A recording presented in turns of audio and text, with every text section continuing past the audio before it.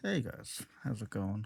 My name is Rizo, and just a little bit of I suppose, backstory here. I've been reading a lot of Reddit scary stories just in my free time, just for some form of entertainment. So I thought, hey, might as well upload it on YouTube, with some whatever kind of game I'm playing at the time, kind of going on in the background. So yeah, we're gonna read a couple of stories here today, and I hope you enjoy it. So this first story comes from user Practical Sync 1484. It reads, "Okay, I never really post anything on Reddit, mostly just reading, so please excuse me if I do or say anything that isn't common courtesy here. In around 2018/2019, I, 25 female at the time, was 18/19, was living in Nebraska where I grew up. I lived in the largest city in NE, but it was still essentially surrounded by corn and wheat fields. The city was expanding, so rich folks started building huge houses with giant properties on the edge of town as things proceeded to grow. All of that being said, I had a good friend whose parents' house was one of those big ones right on the blurring lines between the fields and the city. My friends and I constantly were hanging out of his place because it was fun. They had tons of properties to ride, 4x4s, a hot tub, huge living room for us to watch sports and have reality TV binge sessions, etc. Plus, his parents were super cool and we could drink out there as long as we stayed at the house. It was tons of fun, even though I was slash am quite scared of the dark. So I would just not go outside after a certain time because there was very little lighting and the nearest neighbor was about a mile away.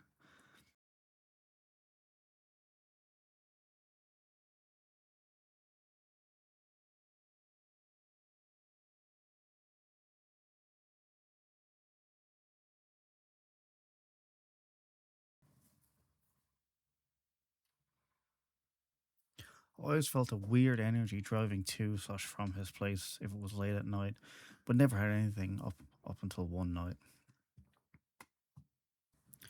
The drive out there was a long, winding two-way road that had these thick trees on both sides, and you pass one of the city's largest cemeteries on the way. Barely any lighting, of course. Besides the street lamps every once in a while and very little traffic, it's all inherently a bit creepy. And I'll admit to having sped through this section of roads many times just to get through it as quickly as possible. This specific night was perfect spring weather, so I was driving with my windows down, listening to music, and it was around 10 p.m. I was coming around one of the curves in the road when I had to essentially slam my brakes on. Right in front of me, in the middle of the road, maybe 50 yards away, was what looked like a family. Again, picture a completely pitch black road with thick forest on both sides and only my headlights to show what's in front of me. This was a family of three, four, a tall, slim woman, average height slash weight man, a child, short hair but couldn't tell the gender based on the clothing and couldn't see their face, maybe around 8 years old, and their mother was pushing a stroller. Their clothes looked normal, not tattered but not nice. They also were not carrying any kind of light source, meaning before I arrived behind them in my car, they had been walking in the pitch black. They were all facing away from me, completely silent in the middle of the street, the same direction I was heading. I turned my music down to hear if they were speaking, had music playing, etc. They didn't. The hairs on my arms immediately stood up. I came to a stop in the road behind them, obviously, and just sat there for a moment to let them move. They seemed to be completely unaffected by me and didn't even turn their heads slightly, nor did they attempt to move out of my way. I literally thought I was going insane or that I was dreaming. It was so surreal. Before I really had time to fully process and register what I was seeing and how truly strange it was, they all, at the same time, stopped walking and very slowly turned to face my car. This really scared me. I honestly didn't even give myself enough time to look at their faces as they turned. I immediately threw my car in reverse and sent it backwards for probably a full 20 seconds before flipping a U turn, nearly running myself off the road and booking it in the other direction. The only thing I remember noticing is that the stroller looked to be completely empty. This was the part that sticks in my mind the most. I've never felt terror like that in my life. I checked my rearview mirror probably 1,000 times before getting to the main road. Never saw a glimpse of them. In fact, I never saw a glimpse of them ever again. I tried asking my friend and his family about it, only to essentially feel like I was insane because of the way they looked at me. Every time I tell this story, I get one of three reactions. They immediately think I'm cuckoo, think I'm lying, or have something sort of similar happen to them. I really don't care if no one believes me, honestly. It was and still is the creepiest thing to ever happen to me. I think about it all the time. It was either some weird family trying to scare someone, a distraction for an attempted robbery, assault, etc., or it was something more sinister. I'm going to tell myself for probably the rest of my life that it was the first option.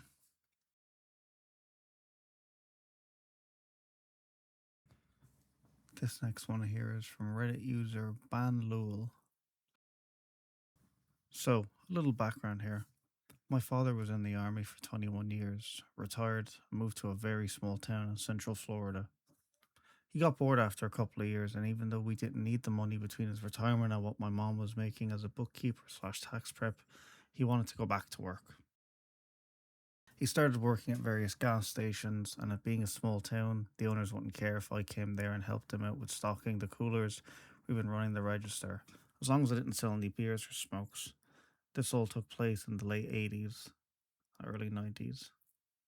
The actual story I'm going to tell took place in 1990, and I remember the date well because it was shortly after my birthday, and being 15 in Florida, I had just gotten my learner's permit, and my dad would let me drive him to and I from work just to get some experience on the road, both at day and at night.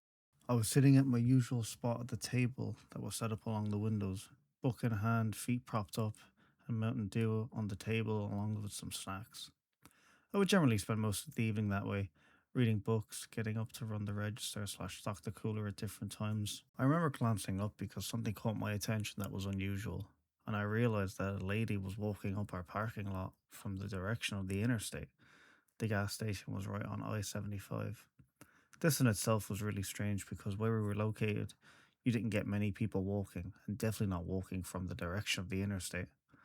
I figured she had broken down somewhere and was coming to use the cell phone to call for a tow truck or something.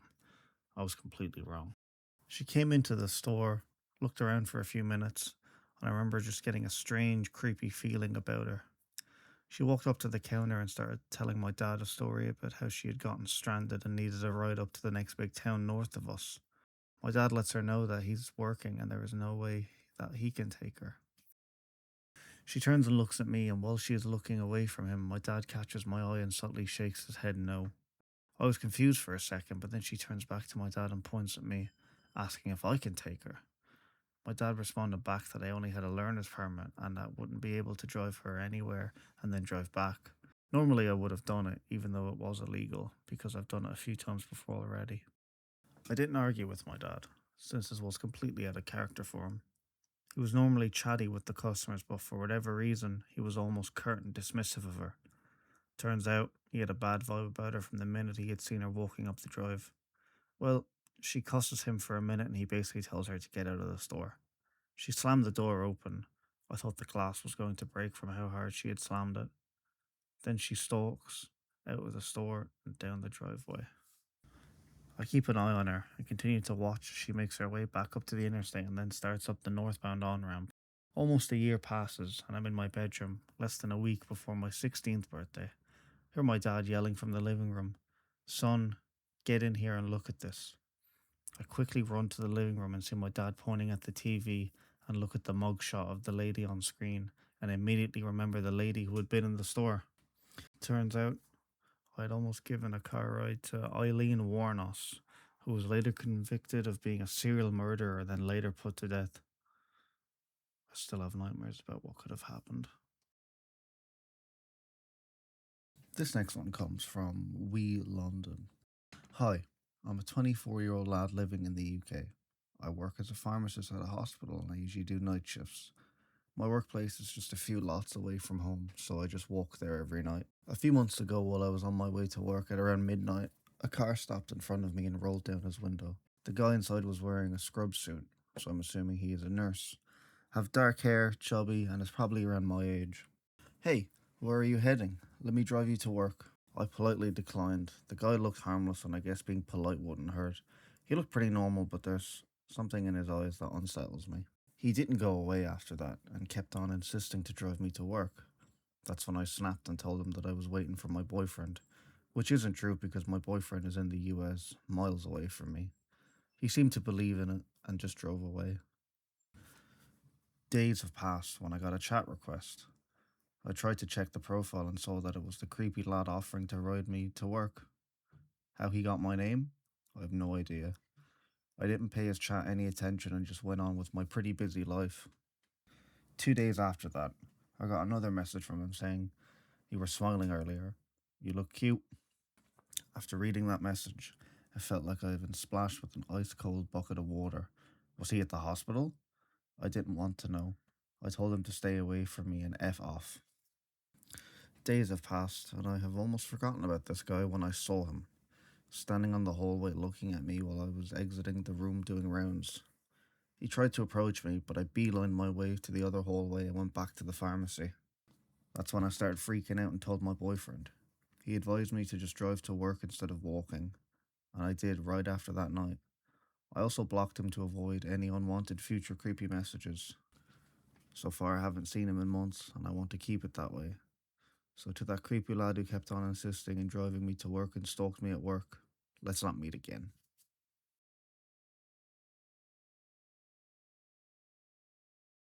This next one comes from Bobby Brown 666420. When I was 10, my parents and I went to visit my grandmother for spring break. My cousin also came to visit, and we decided we wanted to go to the YMCA for the day. My grandmother dropped us off and said she would come and pick us up in 4 hours. On that day, the YMCA was empty. There were a couple of adults in the exercise room, but that's it. We went to the basketball court, and after 2 hours of playing tag and shooting baskets, we were bored. I've never been the biggest fan of swimming, but this YMCA had a pretty cool pool, so we changed into our bathing suits and headed in there. The pool was empty except for the lifeguard. We played a bunch of games and swan laps, but after about an hour, there wasn't much left to do and there was no one except us to hang out with to keep things interesting. So we decided to play a game of seeing how long we could hold our breath underwater. We stood in the shallow end near the clock on the wall so we could time ourselves. Instead of fully submerging, we just stuck our heads face down in the water. We did this a couple of times and I was winning. On our last round, I felt a tap on my shoulder. I figured it was my cousin giving up and telling me that I had won. But instead, it was the lifeguard who told me to knock it off or she was going to have to ask us to leave the pool. Since we were tired of being in the pool, we figured we would get out, get dressed, and go back to the basketball court until my grandmother picked us up. We only had an hour left anyways, and the water was freezing. As we got out, the lifeguard stopped us and asked us if we wanted to go into the sauna to warm up and dry off. The sign said 18 years old, so of course we were super excited that she allowed us to do that. She walked us to the sauna and unlocked the door.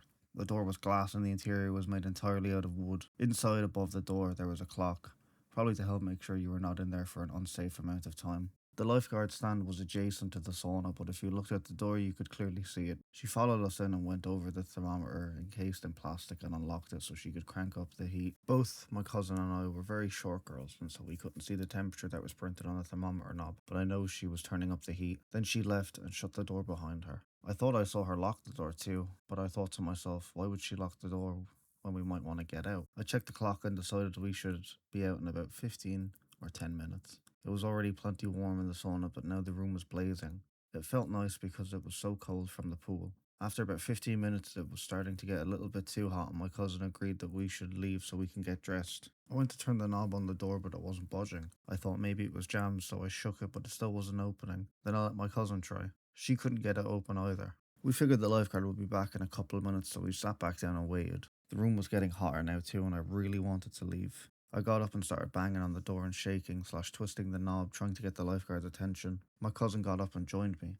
We started screaming at the top of our lungs for her to let us out, but she just stared straight ahead. I don't think there's any way that she couldn't have not noticed us, or heard two little girls banging and kicking the door and screaming.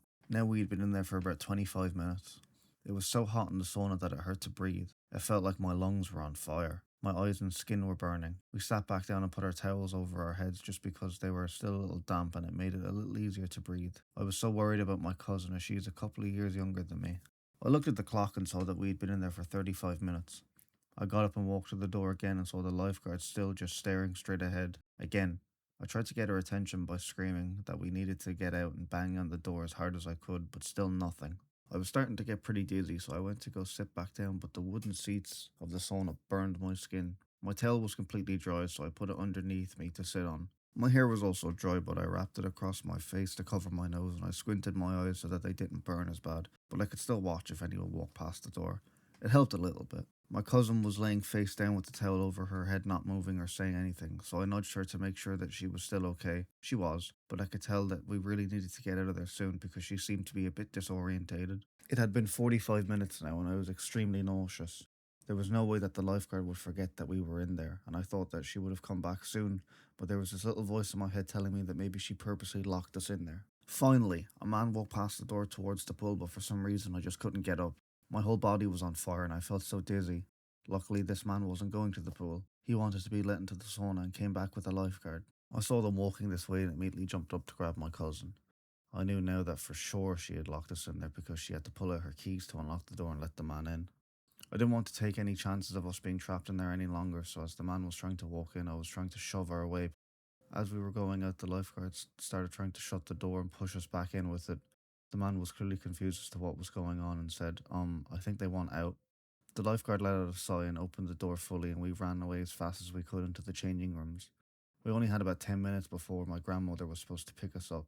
We were both so shaken by what had just happened that we didn't say anything to each other as we got dressed or on the car ride home.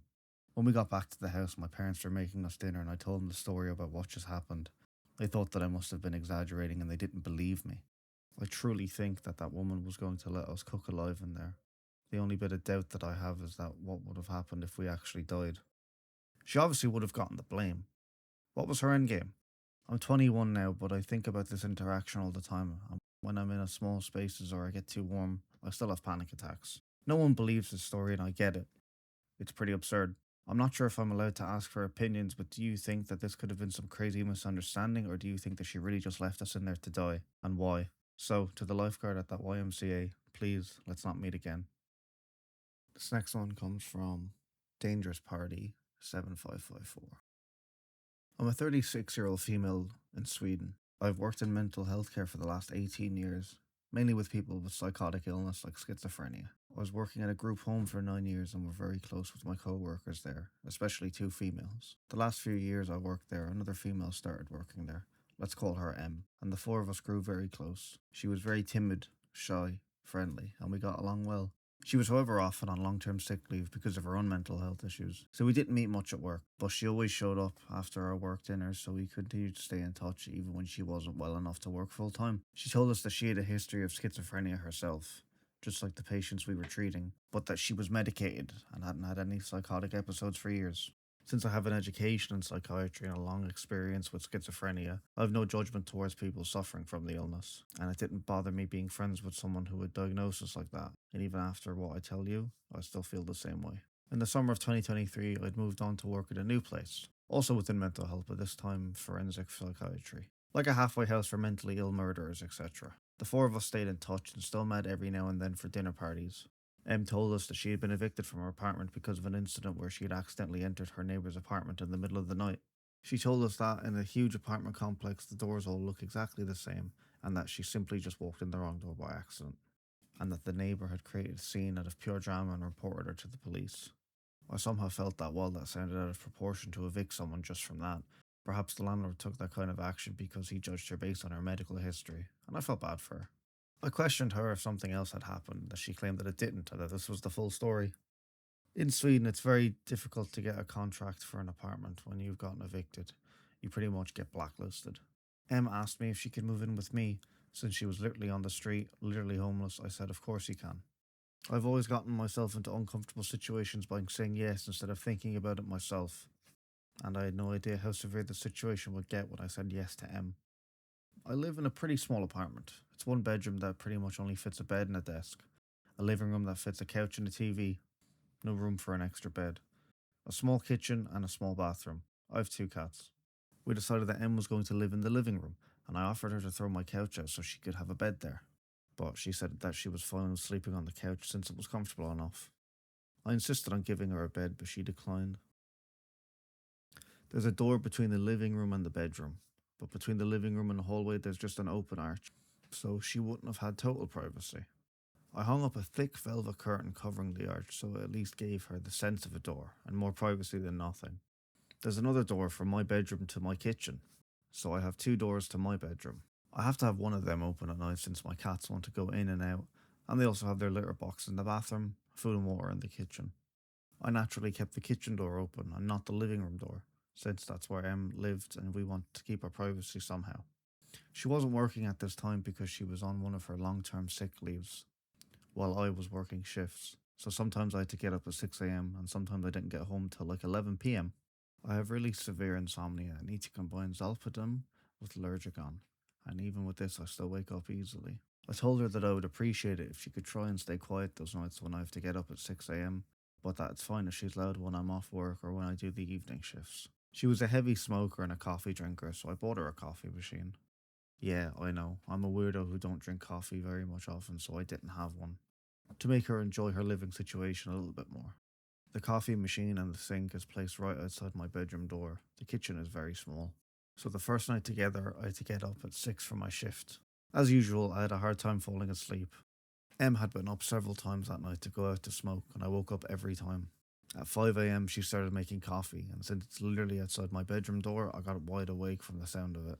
I asked her in the nicest way possible why she was up this early, asking if she had any plans today. I mean, she's on sick leave, why not sleep at 5 a.m. if you can? She just said that she couldn't sleep. I said, "Oh, I'm sorry. I would just appreciate if you could wait with making coffee till 6 a.m. since I really need to get the last hour of sleep because of work." Adding to why I need my sleep is that I have epilepsy that gets really bad when I don't get enough sleep. I usually get a lot of seizures when I don't get at least 4 hours of sleep. I knew that I would probably get seizures at work now, meaning that this day would have been more stressful and potentially dangerous for me since there's a huge risk that I fall and hurt myself. And it's not a good thing to get cramps and seizures among mentally unstable criminal clients who you were supposed to care for. I know that it's not an ideal situation to work in that field with my condition, and I can inform you all that I did quit only after 6 months. She said that she really wanted coffee with her cigarettes, but that she would try to wait next time I have work. I accepted it and went on with my day, but things didn't get better.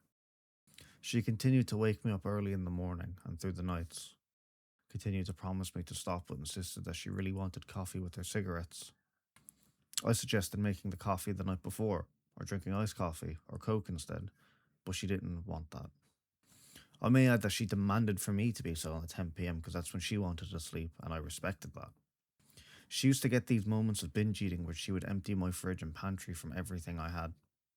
I remember this one time when I bought a big loaf of bread and she texted me 30 minutes after I left the apartment saying, "Hey, I'm sorry, I ate your loaf of bread. I will buy you one back when I get money."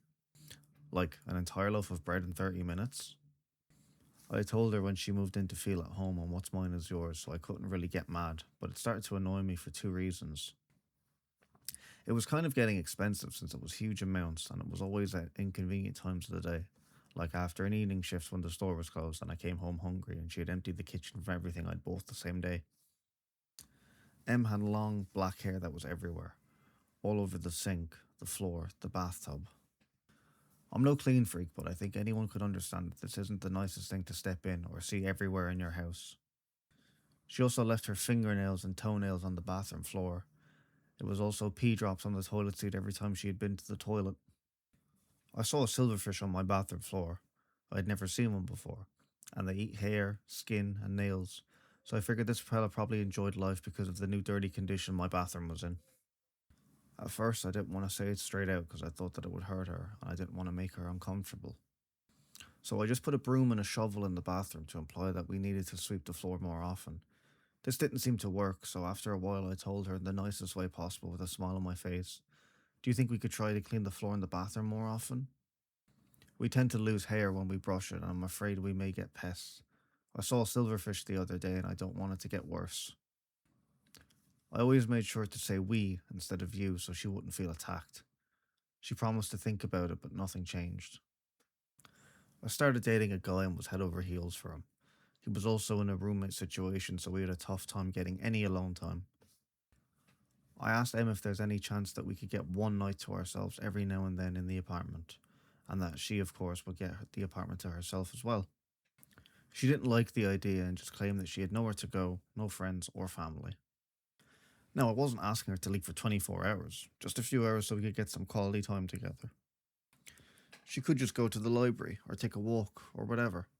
I was at work to 8 to 10 hours a day, 5 days a week, so she got a lot to herself. One of our old co-workers realized that this was really tearing at my mood, to never get any time for myself, and I started to feel really suffocated. She offered that M could stay the night at her place. After all, they were friends too.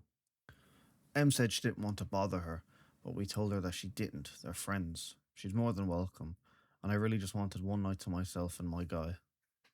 I didn't understand why she made such a big deal over leaving me in the apartment for just one night. She eventually accepted and spent the night there, and I spent the night away the next week so she could get more alone time too. When I came home the next morning from my night away, I saw that my cat's water bowl was completely dried out. There was no spill on the floor, and it looked like it had been wiped out with a towel or paper. I had filled it to the brim just the night before, and I asked her how this was possible, and she said the cats must have tipped it out, but there was nothing on the floor, like I said. My cats are overly social and usually cuddle up with strangers just after a few minutes. I noticed that the cats withdrew from her more and more over time, and the last couple of weeks they never left my bedroom except from when they ate or used the litter box. It seemed like they were scared of her, which I couldn't figure out since she was so timid. I had this old saucepan from the 60s that meant a lot to me. You probably wonder how a saucepan can mean a lot to someone, but it was my grandmother's and it's the only thing that I have that belongs to her. My mother used to cook for me when I was little, so it was a great nostalgic value for me. She burnt it one day and made no attempt to clean it. She just left it on the stove and went out to smoke. I found it ruined and cried. She didn't even say I'm sorry. She also broke dishes several times and didn't bother to replace them or apologize. This added to my frustration with her naturally. It had been probably 2 months now, and she kept waking me up at night, kept binge eating my food, never cleaned, never left the house, scared my cats and ruined my things. I realised she stole my prescription sleeping pills, lots of them as well, and I only get one per night, not more or not less. And as you already know, I really need them. I had 20 of them in the nightstand when I left for work, and when I came home, they were gone. She denied it, which is pretty hilarious since no one else could have been there. My frustration was getting heavy. The summer heat was strong and I felt locked up in my tiny bedroom with my two cats, never getting any time to myself, never any alone time with the guy I was dating except for once every 14th day. My apartment was messy and she was stealing from me, etc. Out of nowhere, my old elementary school classmate texted me on Facebook, asking me how I know M. He had seen that I had posted on Facebook that we were roommates now. I told him that we were old co-workers and that she needed a place to stay because she got evicted. He said, I know. Do you know why she was evicted? I said, yeah, she accidentally went into the neighbour's apartment. He said, that's not the full story.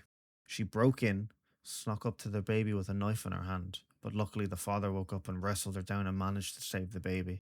I felt sick to my stomach. Could this be true? It would certainly be explained why she was evicted, but it just sounded so horrible, and she is so timid, and she's such a nice girl, but I had so many questions. But my friend had the full police report. Apparently the couple that M had broken into was his ex-girlfriend and her family. It seemed that M had a psychosis during the break-in, but those parts weren't public. It was, however, clear to me that she had been lying about what had happened, and about how long she had been mentally stable. I started getting paranoid now, and I was already quite frustrated with everything, and I really wanted her to move out. We did, however, have a contract that she had 30 days' notice. I knew that if I'd asked her in a harsh way, it would mean 30 days of chaos until she moved out, so I wanted to handle it as nice as I could. I started looking for cheap hostels for her so I could suggest some to her, so that she wouldn't be on the streets. I sat down with her and told her that I loved living with her and I feel really horrible for this, but I just miss my alone time and that my apartment is too small for two people.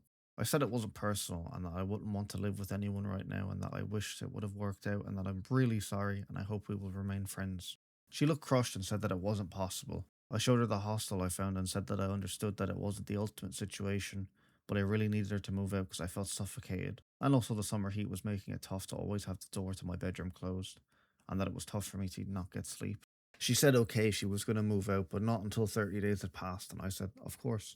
The first night after our talk, she got up and made coffee at 2:30 a.m. I nearly had a mental breakdown. I was going to get up at 6 and couldn't get back to sleep. I asked her in the morning for probably the 10th time to not make coffee till I get up, but she didn't even answer me.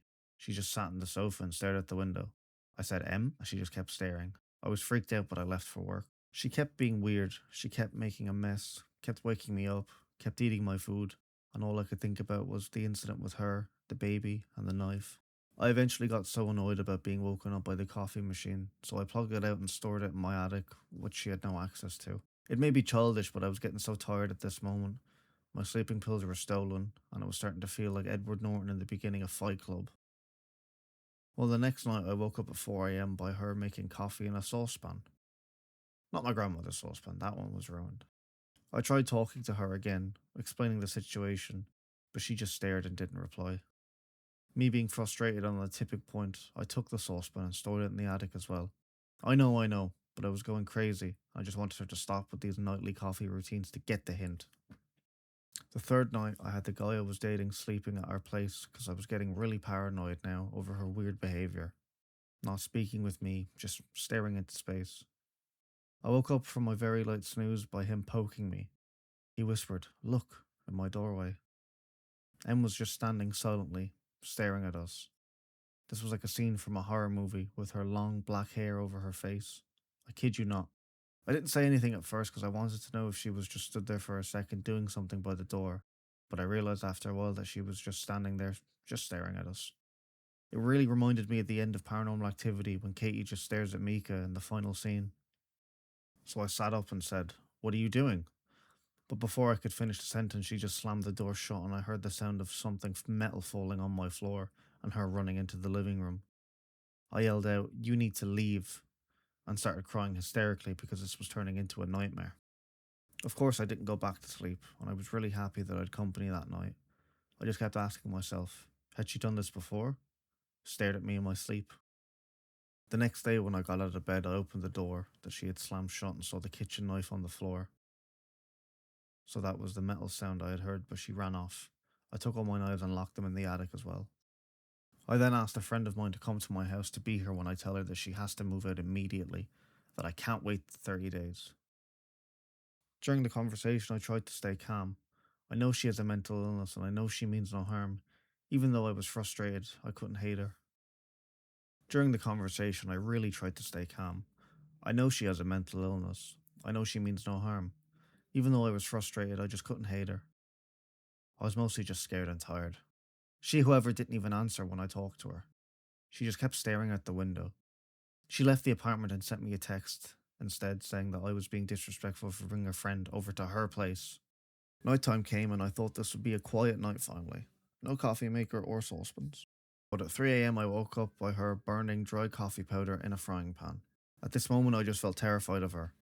Her face was dead, her eyes were black, and I suspected that she had gone back into psychosis. I stopped the fire and she just ran off to the living room in silence. I knew she had an appointment with her psychiatrist the next day, and while she was away I packed all her things. I then sent her a text telling her that she needs to pick them up and give me back my keys, and that I will give her money for a hostel for the upcoming 26 days. She didn't respond. The guy I was seeing came to keep me company in case she would fight about it. She didn't. She left the keys without looking at us and left. Our co-workers who were friends with us both told us that she had moved in with the guy she was dating, and that she stayed there for a few weeks till she somehow amazingly got an apartment of her own. She started working again, and I was really happy to hear this. She seemed to be doing well. Then in January of this year, one of our old co-workers told me that M had called her and told her that everything must be burned, that she had a baby that she must save, and other delusional stuff. She had called 112, the Swedish emergency number like 911. Emma then proceeded to burn her entire apartment down because the voices in her head were telling her that she has to burn everything to save her friends and family. Her neighbours had tried to rescue her from the fire, but she had fought them off and ran back in and poured liquor on the fire to make it burn more. She was arrested and sentenced last week to aggravated arson. She will serve her time in a mental institution / prison for a long time, possibly forever. What's ironic is that she will probably be in a facility where I used to work, and end up where she used to work herself. My old co-worker was a witness at the trial, and apparently she had stopped taking her medication because she thought that it made her feel numb, and that she thought she was stable enough to function without it. Apparently not. She also stopped taking her medication the last few weeks when she stayed at my house, so when she stared blankly into space, she was going into psychosis. It's disturbing to think about what could have happened to me and my cats if she would have stayed, or if I would have been a heavier sleeper. I also think about what would have happened to that baby that she snuck in before she was evicted. And yeah, I know it's crazy that I didn't just throw her out by then, but it was really complicated. The reason why I haven't been able to talk about it with my friends is because they sympathize with her and I've minimized my experience. And they think that I'm making a bigger deal out of it than it ever has been. I sort of understand it since they've never seen the darkness in her eyes than I saw those last couple of days. So that is all the stories I have for today. Um, I would like to hopefully make this a ongoing thing. If you guys did enjoy it and you have any sort of feedback or any kind of recommendation for stories you want me to read, please do let me know down in the comments. And if you did enjoy the content, please make sure to like and subscribe and share it with your friends and all that sort of stuff. All right. Thanks, guys.